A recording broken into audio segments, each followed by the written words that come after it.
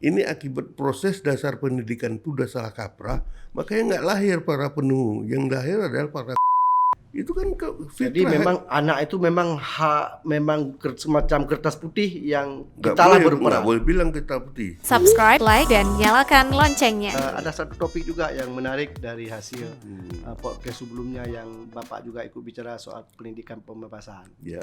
Nah, ini kan salah satu kemudian konsep pendidikan kita kan terus berubah, Pak. Ya. Salah satunya adalah perubahan kurikulum. Ya. Yang disebut dengan kurikulum merdeka. Ya. Nah, sesungguhnya apakah memang sudah merdeka implementasi kurikulum saat ini atau mungkin ada pandangan-pandangan lain, Pak? Oke. Jadi pertama-tama saya bisa memberi tanggapan soal kurikulum merdeka. Konsep pendidikan merdeka itu sebenarnya belum cukup terjabarkan secara rinci di dalam implementasi yang harus kemudian diterapkan oleh universitas, oleh sekolah, dan oleh lembaga-lembaga unit-unit pendidikan. Itu masih memerlukan tafsir. Nah, jadi tafsir kemerdekaan itu terlalu luas yang sekarang baru berlangsung untuk universitas, dan saya pernah menangani itu waktu di lembaga penjaminan mutu. Hanya sejumlah mahasiswa yang mau belajar di kampus lain dengan rentang waktu 1 semester, dengan pelajaran-pelajaran yang mungkin di luar disiplin yang sudah mereka tekuni selama ini. Jadi belajar di luar kampus yang lain dengan kemudian panjangnya 1 semester, dan dari situ diharapkan ada kesempatan dia mengenal di luar bidangnya sendiri, pengalaman-pengalaman yang dapatkan juga dari orang-orang lain dan lingkungan yang lain. Baru sebatas itu yang dimaksud dengan merdeka. Jadi masih perlu sekali penjabaran lebih rinci terhadap apa yang dikatakan dengan pendidikan merdeka. Apa penjabaran kira-kira yang kemudian menjadi perlu kita dorong, Pak, supaya mahasiswa-siswa itu betul-betul hadir dan serius belajar dengan kemampuan bukan hanya konsep kognitif hanya di kampus kan atau di sekolah. Ya, sepahaman saya bahwa pendidikan merdeka itu pertama sekali pikiran harus dimerdekakan. Ya, tapi pada sisi lain kita dijejali dengan administrasi, Pak. Nah, itulah itu kan secara tidak langsung, bukan secara langsung bertentangan dalam hal ini. Berarti pendidikannya nggak merdeka berarti. Buat sampai batas-batas tertentu memang tidak merdeka. Jadi menurut pendidikan merdeka itu bagaimana si anak itu dapat diberi kesempatan eksploratif untuk memerdekakan pikirannya, menerabas sekat-sekat dunia untuk bisa mencapai semesta. Itu, dan tidak ada hegemoni yang terjadi di sini. Enggak ada pagar-pagar yang harus mengurung mereka. Itu sebenarnya merdeka. Tapi dalam kemerdekaan itu ada batas-batasnya, yang si anak itu sendiri yang menemukan batasnya sendiri. Jadi bukan dijejali oleh dari pihak-pihak luar, tapi si anak mendapatkan sendiri sebagai inventorinya terhadap batas-batas yang harus dia tanggung jawab terhadap kemerdekaan yang diberikan. Artinya seperti yang Pak sampaikan tadi, bahwa bagaimana anak-anak ini memiliki daya kritis, daya inovatif, dan daya bertahan juga di tengah. Bertanggung jawab juga. Berarti output pendidikan mereka seharusnya diarahkan ke situ. Iya. Bukan kemudian dibahani dengan administrasi yang ini memang karena negara terlanjur birokratis, regulatif, dokumentatif, maka hal-hal itu menjadi prasyarat untuk dikeluarkan dana. Oke. Pak, konsep pendidikan merdeka yang digagas oleh Menteri Nadiem sekarang, kalau kita hubungkan dengan konsep nilai-nilai Islam, bagaimana, Pak? Saya rasa itu matching, karena pendidikan merdeka itu sebenarnya pendidikan Islam. Ya, itu menarik. Pendidikan merdeka berarti pendidikan Islam. Pendidikan Islam.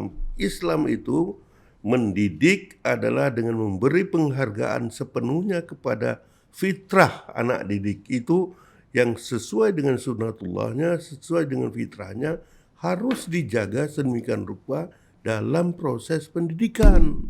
Dan itu bukan hanya tanggung jawab pemerintah kalau konteks itu, Pak. Memang tanggung jawab sebenarnya pemerintah, karena secara formal pemerintah bertanggung jawab terhadap pendidikan bangsa. Tapi secara informal semua orang bertanggung jawab.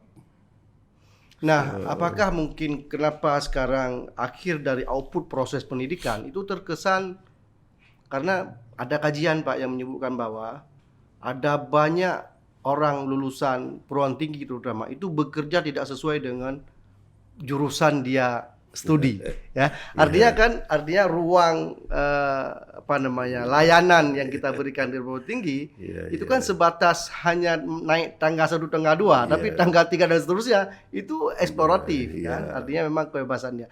Nah, kalau kita kemudian merujuk pada konsep pendidikan Ki Hajar Dewantara, bahwa bicara tentang peranan pendidikan itu bukan hanya bicara pemerintah, tapi diawali oleh peranan keluarga, kemudian lingkungan, baru pemerintah. Dalam konteks ini, Pak, untuk supaya lulusan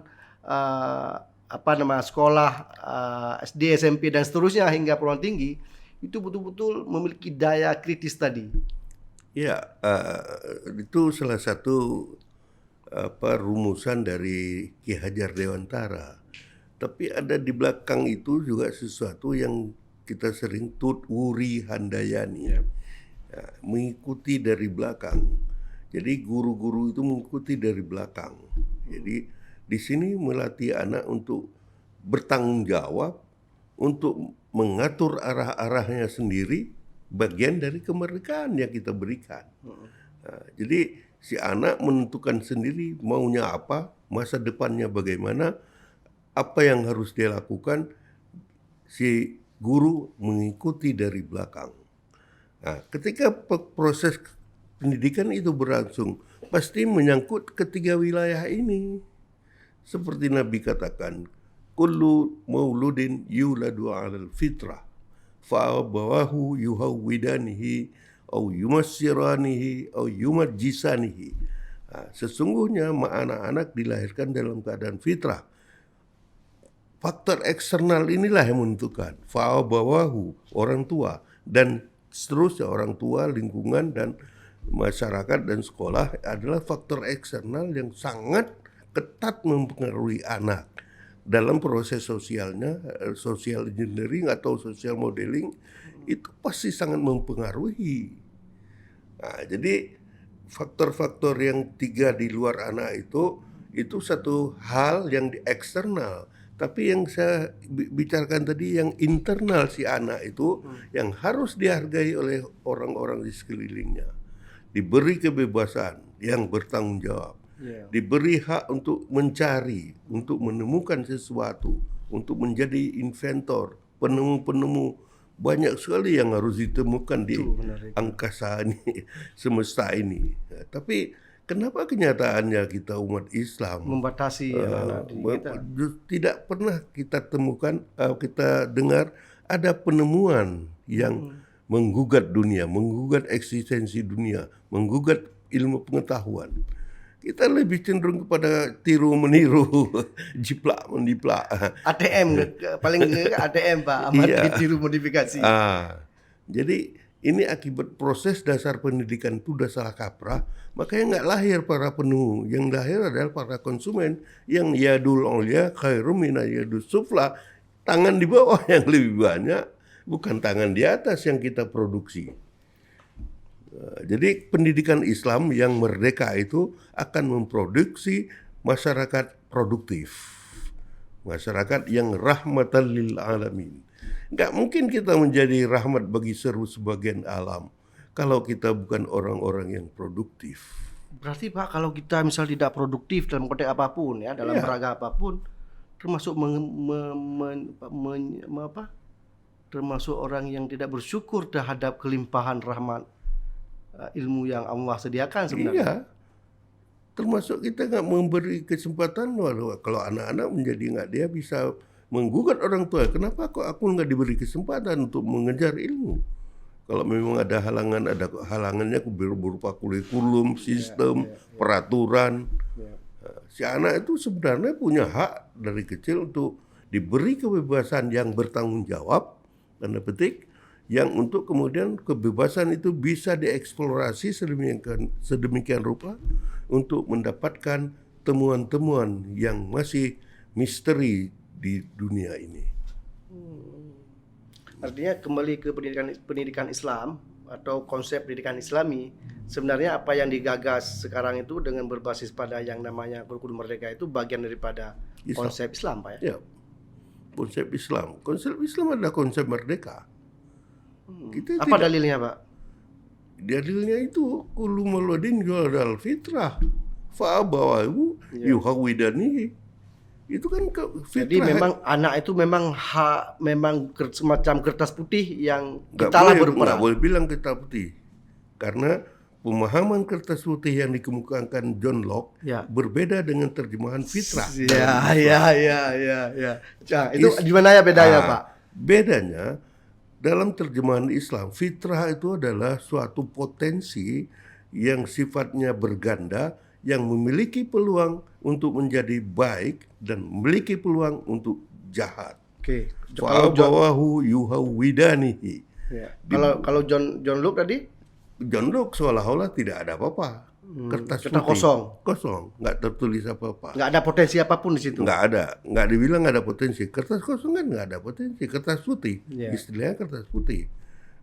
Lain kayak Kristen, kita dilahirkan sudah mewarisi dosa Nabi Adam, sehingga Yesus itu lahir dianggap untuk penebus dosa.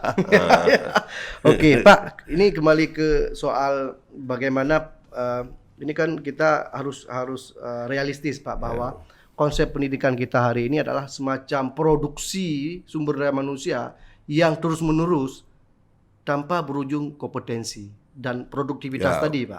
Akhirnya muncullah beberapa dominan itu, alumni perguruan tinggi itu bekerja tidak sesuai dengan prodi yang dia belajar. Nah, pertanyaannya, Pak, pada sisi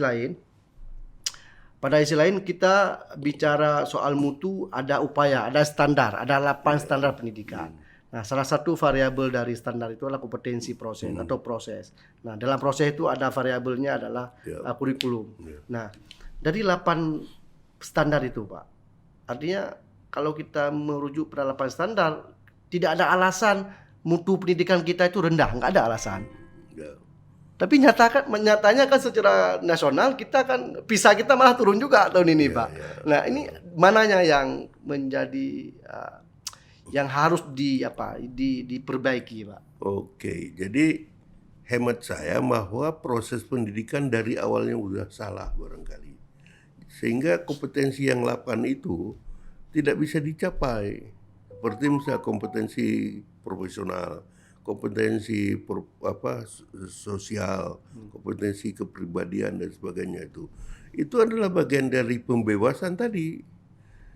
Jadi kalau profesionalisme adalah persoalan yang kemudian dialihkan dari pemikiran konsep merdeka, lantas dialihkan secara profesional ke bidang-bidang tertentu.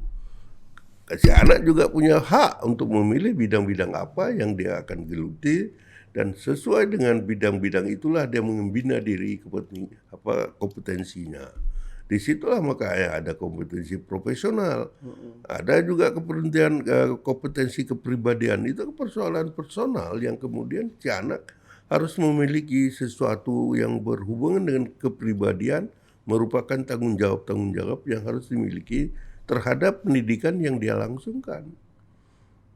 Oke, sebagai seorang yang bergerak dalam dunia pendidikan, apa kekhawatiran elementer yang Bapak alami sekarang? Ya, pertama-tama sekarang memang udah salah kaprah. Artinya pendidikan itu udah salah makna. Selama ini kita menerjemahkan pendidikan itu adalah sebagai transfer ilmu. Jadi guru-guru datang mentransfer ilmunya kepada murid. Tapi muridnya nggak dihargai sebagai subjek yang berwatak manusia. Jadi dia akhirnya menghafal-hafal. Tapi dengan konsep kurikulum merdeka sekarang kan sudah mulai, Pak. Ada yang basisnya dulunya teacher center, kemudian kan udah mulai berubah ke udah mulai. student Tapi center. kebiasaan yang masih tertular sampai sekarang itu adalah kebiasaan menghafal. Si guru menuntut ada hanya hafalan, si murid juga memenuhi persoalan kadang-kadang untuk ujian harus dengan hafalan. Kalau di kampus bagaimana sekarang, Pak? Begitu lebih kurang. Hampir 100% seperti itu. Nah, dengan terobosan pendidikan merdeka ini mungkin akan berubah. Upaya perubahan sudah mulai jalan sebenarnya. Ya, di pihak dosen-dosen sendiri juga belum cukup mengerti. Bahkan secara banyak yang nyeleneh terhadap kurikulum merdeka ini. Belum paham sebenarnya. Dia harus dipahami secara filosofis itu kemerdekaan itu. Merdeka itu menciptakan kritis, menciptakan inovatif, kreatif, produktif. Di situ semua itu bagian dari anak-anak dari proses kemerdekaan yang kita berikan. Ya. Pada sisi lain, sebuah proses pendidikan harus melahirkan perubahan sosial, perubahan komunitas, perubahan keluarga, perubahan lingkungan segala macam. Menurut Bapak dengan terobosan-terobosan belakangan dari proses pendidikan itu memunculkan nggak proses perubahan itu? Ya, secara bertahap. Mungkin nggak cepat ya. Jadi perubahan itu dicapai dari perubahan pribadi. Ayat juga bilang, la yughayyiru ma biqaumin hatta yughayyiru ma bi anfusihim. Lebih kurang begitu saja. Jadi dia tidak akan merubah, Tuhan tidak akan merubah nasib suatu kaum kalau enggak individunya berubah dulu. Jadi dalam konsep kemerdekaan tadi itu akan ada perubahan individu yang punya tanggung jawab, yang punya komitmen, yang kemudian antar satu sama lain tumbuhlah komitmen yang kuat. Maka dengan para komitmen yang tumbuh secara kuat satu persatu, dua per dua, tambah terus, itulah yang menjadi transformasi sosial nantinya.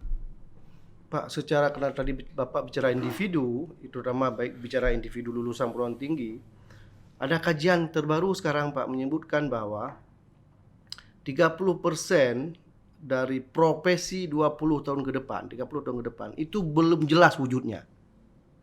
Jadi namanya itu belum ada, tapi profesi itu akan ada 10-20 tahun ke depan.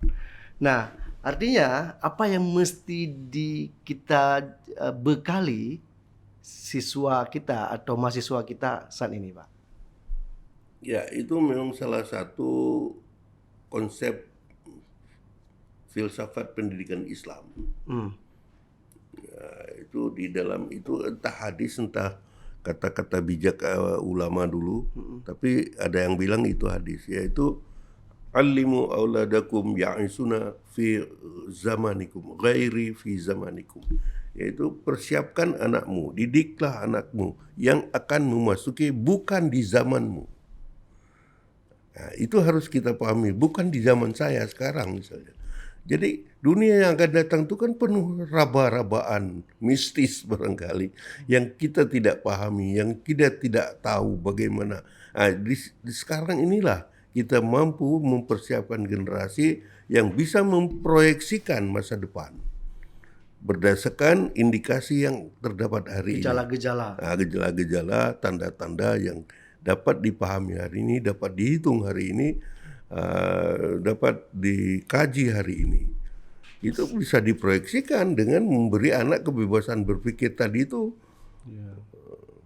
Tapi faktanya apakah kita mengikuti? Ini kan apakah kita artinya kita Pak, termasuk saya dan Bapak dan juga lembaga pendidikan, apakah menjadikan hadis atau apapun lah namanya itu sebagai landasan kita bergerak, Pak? Ya, memang inilah problemnya. Bicara apapun boleh, ya kan gitu. Tapi proses untuk merubahnya itu bukan satu generasi ya. Mungkin makan waktu sampai ratusan tahun. Suatu yang salah dalam filsafat pendidikan ada semacam diktum, sekali salah tidak ada kemungkinan untuk dirubah. Nah, tapi nggak begitulah kita ekstrim memahaminya. Bahwa perubahan itu masih selalu dimungkinkan akan terjadi kalau kita memulai perubahan itu secara mendasar sejak sekarang. Jadi antara Dasein dan Dasolen kalau bicara filsafat pendidikan juga nggak connect sekarang, Pak. Sekarang nggak connect. Banyak yang sekali yang menjadi cita-cita pendidikan kita sama sekali nonsens, terutama pendidikan Islam. Ya. Tapi kalau kita bicara pendidikan Islam, lalu kita kembali ke Aceh, misalnya konteksnya Aceh, bagaimana Pak melihat? Sama aja. Misalnya sedikit aja tiga contoh saya bilang. Inna sholata tanha 'anil fahsya'i wal munkar. Vis-a-vis kenyataan sosial sekarang yang korupsi merajalela. Itu kan termasuk orang-orang yang salah dia yang lakukan. Itu satu. Kedua, yadul 'ulya khairu minal yadus sufla. Yang kita lihat umat Islam selalu berada tangannya di bawah. Kita tidak berhasil menjadikan umat Islam menjadi produktif. Tangan di atas. Tangan di atas. Nah, kemudian khaira ummatin. Bagaimana konsep khaira ummatin itu? Ya salah satunya itu juga. Menjadi rahmat bagi seru sekalian alam. Benarkah kita menjadi rahmat? Ya mungkin individu 1-2 itu ada, tapi secara masyarakat kita justru masyarakat kelas sekian. Ya. Nah, jadi persoalannya di sini adalah ada kesalahan mendasar pada saat pendidikan itu mulai. Nah, jadi untuk merubahnya adalah sesuatu pekerjaan besar yang membutuhkan waktu lama dan itu baru mungkin berubah apabila kita memulai perubahan itu dari sekarang. Kalau kita bicara soal misalnya sebagai kepala rumah tangga, Pak, apa jalan keluar yang mesti kita lakukan, Pak? Ya, lakukan perubahan itu sejak awal, sejak di rumah tangga. Jadi rumah tangga menjadi pondasi dasar, Iya. melahirkan watak kritis yang inovatif dan berdaya saing tadi. Iya. Kan untuk menjadi rumah tangga anak-anak yang memiliki kemampuan kemerdekaan tadi itu juga dibutuhkan orang tua. Ya. Makanya sekarang sejauh mana orang tua punya anak 4-3 di rumah memiliki waktu untuk anak. Ya. Itu saja belum dipenuhi. Anak itu tidak menuntut uang apa ini macam-macam sebanyak. Perhatian dan kasih sayang. Pelukan pagi sebelum antar sekolah. Iya. Ini antar sekolah udah supir, Pak. Gimana mau jadi dipeluk? Ya. Itu pelukan itu kan bagian dari Ya. penjabaran kasih sayang. Ya. Kasih sayang yang sesungguhnya kan dalam hati. Ya. Kita bicara mana itu bicara hati ke hati. Ya. Perhatian yang kita berikan tuh ya hati ke hati, kepedulian dan sebagainya. Dan inilah persoalan yang salah satu yang sangat bermasalah di negara kita barangkali. Hilang kalimat saya berikutnya nih. Bapak, terima kasih Bapak. Ini luar biasa topiknya. Dan ini masih ada sambungannya, Bapak. Iya, memang cerita bersambung. Nggak boleh juga kita keluarkan semua, Bapak. Iya, boleh.